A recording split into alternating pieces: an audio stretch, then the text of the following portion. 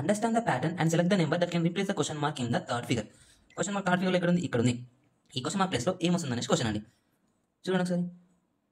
Sorry అండి, ఇక్కడ ఒక చిన్న మిస్టేక్ పైన ఇక్కడ 3 ప్లేస్లో 5, 5 ప్లేస్లో 3 వస్తుందండి. అంటే ఇక్కడ 5,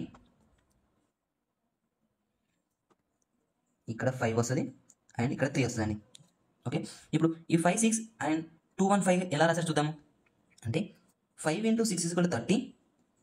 నెక్స్ట్ 2, 1, 5 ఎలా రాశారు, వీటి కూడా సమ్ ఒక 30 వస్తుందో చూద్దాం. 2² + 1² + 5² = 30 అవుతుందో చూద్దాము. 2² అంటే 4 + 1² 1 + 5² 25 = 30 అవుతుంది కదా. అంటే సాటిస్ఫై అవుతుంది కదా. అంటే 5 × వీటి వీటి స్క్వేర్ కూడా = 30. అంటే రెండు సేమ్ అవుతున్నాయి. సేమ్ ఇదే లాజిక్ ఇక్కడ కూడా సాటిస్ఫై అవుతుందో చూద్దాము. అంటే 10 × 5 50.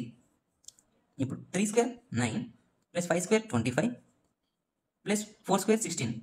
చూడండి, 25 + 9 34, 34 + 16 50 కదా.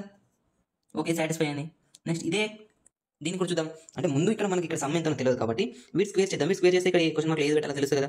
1² 1 + 3² 9 + 2² 4 ఏమవుతుంది, 14 = 14 అవుతుంది. అంటే 2కి ఏం చేస్తే 14 అవుతుంది ఇప్పుడు ఆన్సర్ 7 కదా. 2 × 7 14. So option B is answer.